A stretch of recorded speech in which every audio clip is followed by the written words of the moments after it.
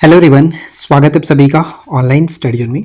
आज हम इस वीडियो में देखेंगे टॉपिक नंबर 11, जिसमें बात करने वाले हैं मात्रक और बीमा के बारे में। ठीक है, तो ये टॉपिक बहुत इंपॉर्टेंट है क्योंकि यहाँ से कहीं ना कहीं कुछ ना कुछ क्वेश्चन हमेशा पूछ लिया ही जाता है। तो आराम से इस वीडियो को देखिए और सभी चीज़ों को समझिए। एक तरह से रिवीजन के पर्पज से आप इस टॉपिक को लगा सकते हैं। लास्ट में कमेंट करके जरूर बताइए कि कितना आप सही कर पाते हैं।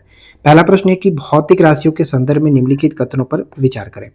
पहला पॉइंट ये कह रहा है कि वे राशियां जिन्हें एक नियत संख्या द्वारा व्यक्त किया जा सकता है उन्हें भौतिक राशियां कहलाती हैं।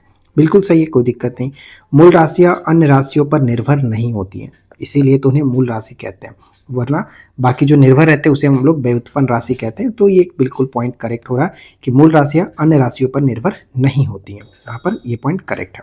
ठीक है, तीसरा आता है कि आयतन एक मूल राशि का उदाहरण है। जी नहीं, ये पॉइंट यहाँ पर गलत हो जाएगा क्योंकि आयतन एक व्युत्पन्न राशि है, क्योंकि यह लंबाई पर निर्भर रहती है। तो ये पॉइंट यहाँ पर गलत होगा, हमें सही बताना है। तो फर्स्ट और सेकंड सही है, तो केवल और केवल 1 और 2 को टिक करेंगे।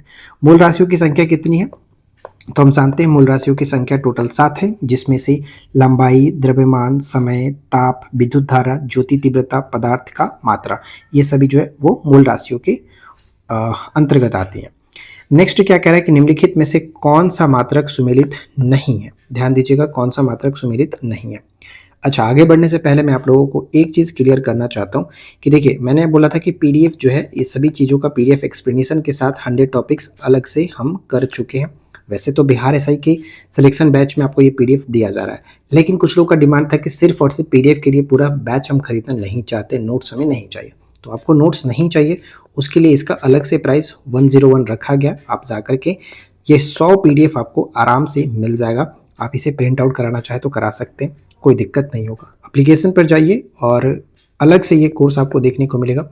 बिहार एसआई मेंस के लिए काफ़ी इंपॉर्टेंट रहने वाला है, तो आप जाकर के इसे डाउनलोड कर सकते हो। देखिए, अब क्या कह रहा है कि सुमेलित नहीं है वो हमें देखना है। तो पहला पॉइंट यहाँ पे कह रहा है कि डेसिबल जो होता है वो ध्वनि की प्रबलता को मापता है, करेक्ट है। अश्व शक्ति शक्ति की इकाई है, ये भी सही है। समुद्री मील की बात करें तो नौ संचालक की दूरी को मापने के लिए किया जाता है, ये भी करेक्ट है। डबसन जो होता है वो उष्मा की इकाई नहीं, ओजोन परत की मोटाई को मापने में इस्तेमाल किया जाता है।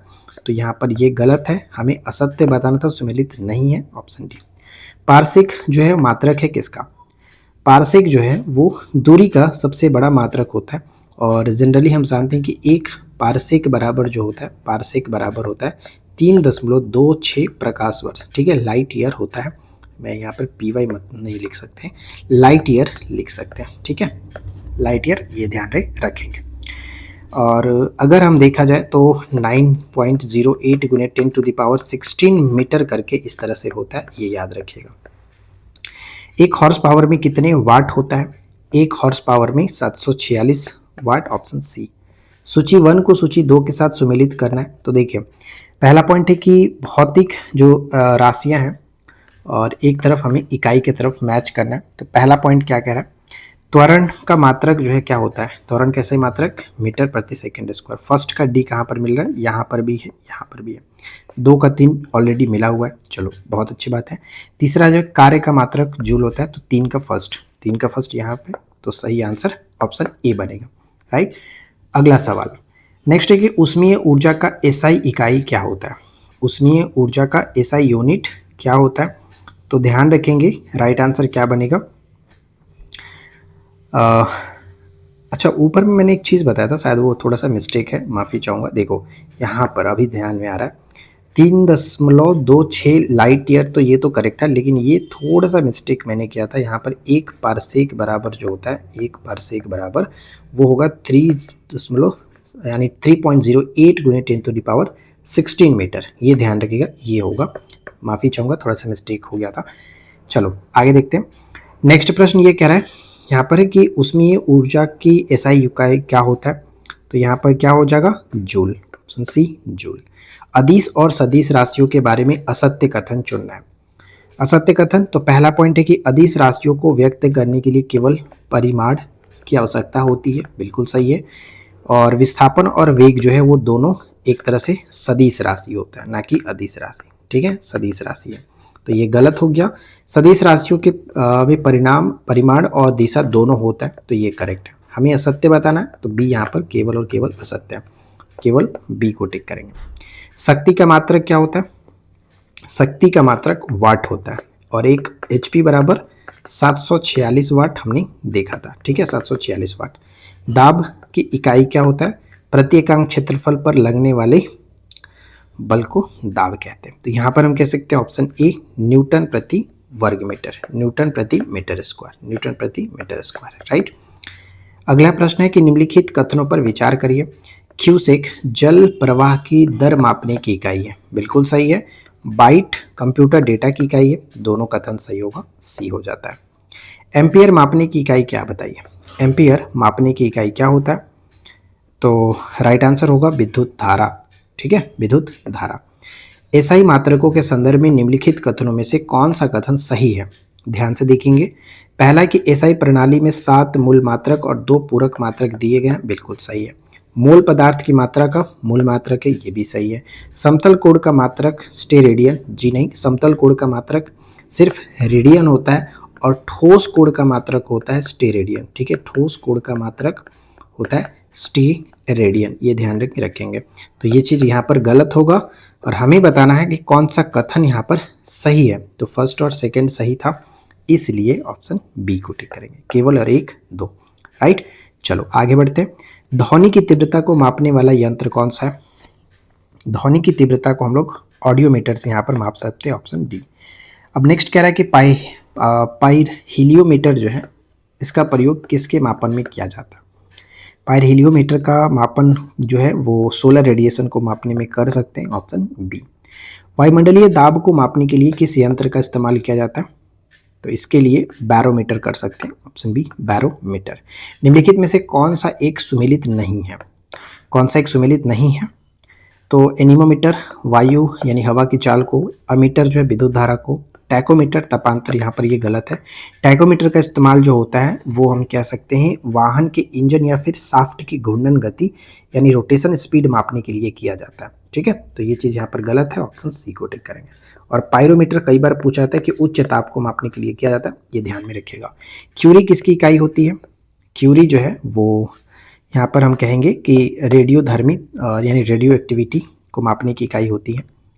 अगला सवाल, पृष्ठ तनाव का मात्रक क्या होता है? पृष्ठ तनाव का मात्रक न्यूटन प्रति मीटर, न्यूटन प्रति मीटर, ये याद रखिएगा। लंबाई के बड़े मात्रकों के संबंध में कूट का प्रयोग कर सही उत्तर हमें चुनना है।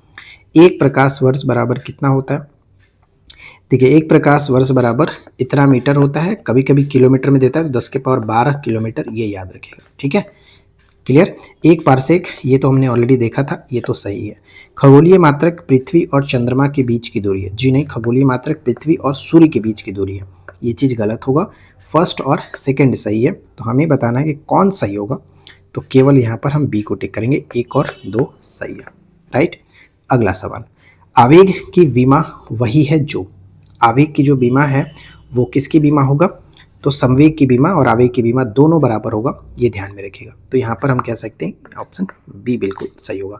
बीमा निकालने के लिए सबसे पहले आपको मात्रक अच्छे से पता होना चाहिए, आप आराम से निकाल सकते हो, ठीक है। तो सबसे पहले आपको मात्रक याद रखेगा, उनका मतलब मात्रक याद रहेगा तो उस पर आप बैठा कर आराम से निकाल सकते हो, कोई दिक्कत नहीं आता है। नेक्स्ट क्या करें कि निम्नलिखित में से असत्य कथन चुने। त्वरण की जो बीमा होता है LT के पावर -2, त्वरण क्या होता है? मीटर प्रति सेकेंड स्क्वायर, यानी मीटर के लिए L होगा और टाइम के लिए क्या होगा? बटे में है तो टाइम के लिए T स्क्वायर हो गया, तो LT के पावर -2, तो यानी ये तो करेक्ट है ही, कोई दिक्कत नहीं। उसी तरह से अगर बात करें कि प्लांक नियतांक की इकाई जो है वो जूल सेकेंड होता है, तो ये भी कह सकते हैं, ये भी करेक्ट है, कोई दिक्कत नहीं। बल एक अदिश राशि है, जी नहीं, बल एक सदिश राशि है, ठीक है, तो ये चीज़ गलत हो गया। और विस्थापन की बीमा, जो कि विस्थापन जो है मीटर होता है यानी L हो जाएगा, ये तो सही है, तो सी को टिक करेंगे जो कि गलत था। डबसन इकाई का प्रयोग किया जाता है। देखिए डबसन इकाई का प्रयोग जो है ओजोन परत की मोटाई को मापने में करते हैं।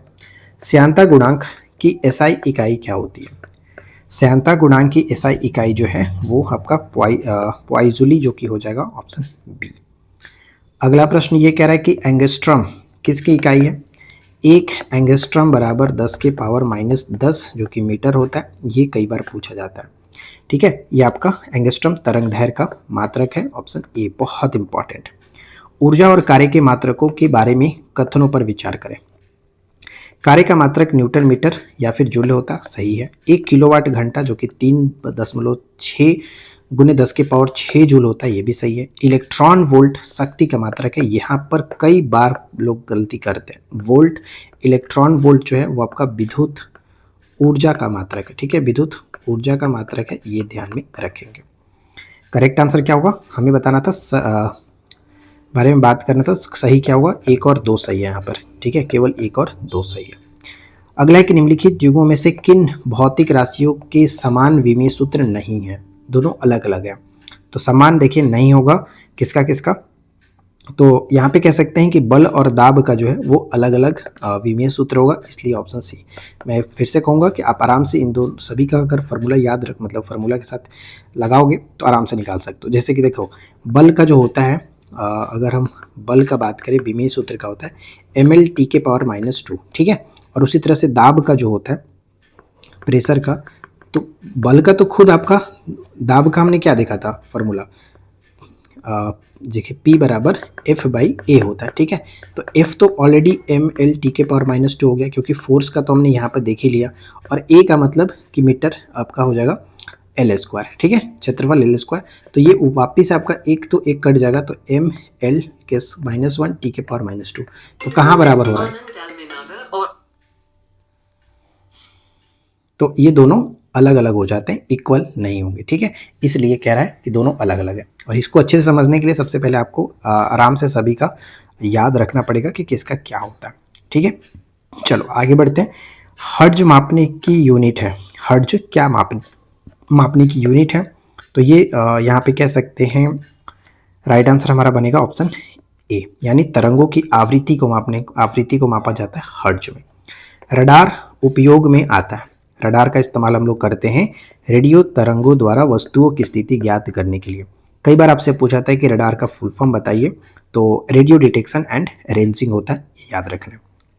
बल गुणनफल होता है किसका, तो F बराबर होता है ma, मास गुने एक्सेलरेशन। मास तो द्रव्यमान तो हो ही जाएगा, और उसके बाद त्वरण, यानी ऑप्शन हमारा बी हो जाता है, ऑप्शन बी बिल्कुल सही आंसर है। नेक्स्ट वन आता है कि बल और संवेग के विमीय सूत्रों के संदर्भ में असत्य बताइए, असत्य कथन क्या है। तो बल का विमीय सूत्र तो ये तो सही है, ml t के पावर -2। संवेग का विमीय सूत्र ml t के पावर -1, ये भी सही है। संवेग का मात्रक किलो kg मीटर पर सेकेंड होता है, ये भी सही है।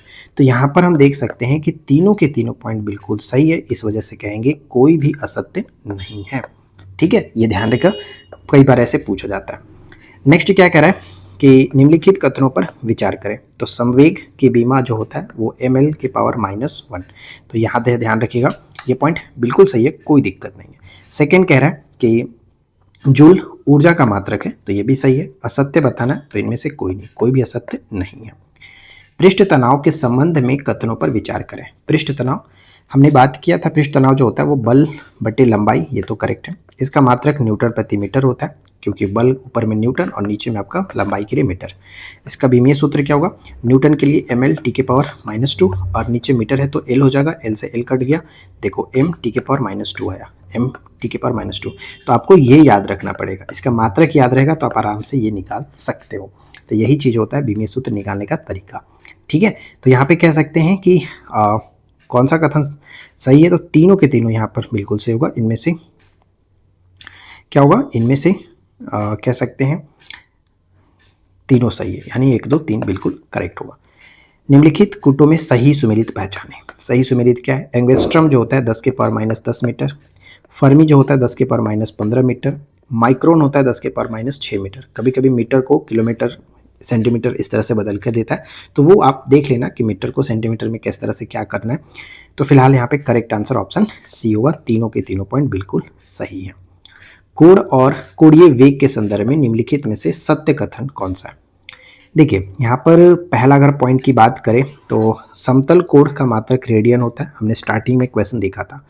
कोणीय वेग का मात्रक रेडियन प्रति सेकंड होता है, ये भी करेक्ट है। कोण एक विमाहीन राशि होती है, ये भी करेक्ट है। तो तीनों के तीनों पॉइंट बिल्कुल सही होगा, इसलिए ऑप्शन सी को टिक कर सकते हैं, राइट। नेक्स्ट आता है कि श्यानता गुणांक के बारे में मतलब विचार करना, श्यानता गुणांक। तो इसका विमीय सूत्र एल के पावर -1 टी के पावर -1, ये याद रखिएगा। इसका मात्रक जो होता है वो पॉइज होता है, पॉइज ये भी बिल्कुल करेक्ट है, पॉइज भी होता है। और यह ठोसों का गुण है, जी नहीं, श्यानता जो होता है वो एक तरह से श्यानता जो होता है वो लिक्विड और गैसेस दोनों का गुण देखने को मिलता है। तो ये कह सकते हैं केवल ठोसों का गुण गलत होगा, 1 और 2 सही होगा। ऑप्शन बी बिल्कुल सही है, 1 और 2। ठीक है, आगे देखते हैं।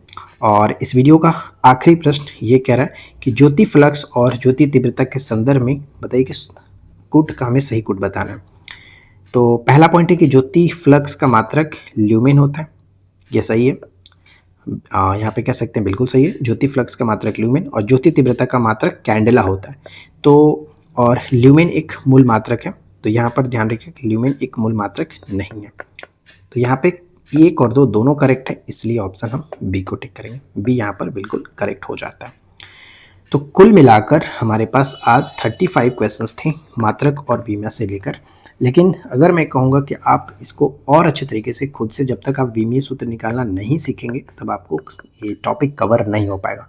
और विमीय सूत्र निकालने के लिए सबसे पहले सभी जितने भी मात्रक हैं, मतलब उनका ऐसा ही मात्रक आपको अच्छे से याद रखना है। ठीक है, तो अगर आपको वीडियो पसंद आया हो तो प्लीज़ इस वीडियो को ज़्यादा लाइक करिए। और जैसा कि मैंने आपको बताया, ये PDF अगर आपको चाहिए एक्सप्लेनेशन के साथ तो आप हमें एप्लीकेशन पर जा सकते हो। तो आज के इस वीडियो में इतना ही फ्रेंड्स, मिलते हैं नेक्स्ट क्लास में। कल का जो टॉपिक रहेगा वो भी मैं आपको बता देता हूँ कि कल टॉपिक कौन सा आपको करके आना है, ताकि कोई दिक्कत ना हो, आराम से पहले पढ़ करके आ पाइए। जिसमें हम कल देखेंगे जो कि 12 नंबर टॉपिक, इसमें आपका रहेगा प्रकाश। और प्रकाश के अंतर्गत हम देखने वाले हैं जिसमें कि हम दर्पण देखेंगे। ठीक है, दर्पण के बाद हम लेंस देख सकते हैं, लेंस में देखेंगे, लेंस से परावर्तन अपवर्तन से प्रश्न रहेगा, अपवर्तन से प्रश्न रहेगा। मानव नेत्र से हम प्रश्न बनाएंगे, मानव नेत्र से प्रश्न बनाएंगे। ये सभी टॉपिक आप पढ़ करके आओ, तब जा करके मजा आएगा।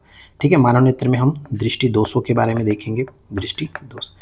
तो ये सभी टॉपिक आप आराम से पढ़ के आइएगा, उसके बाद आप ये प्रैक्टिस सेट लगाइए, तब जा करके आपका अच्छे से रिवीजन हो जाएगा।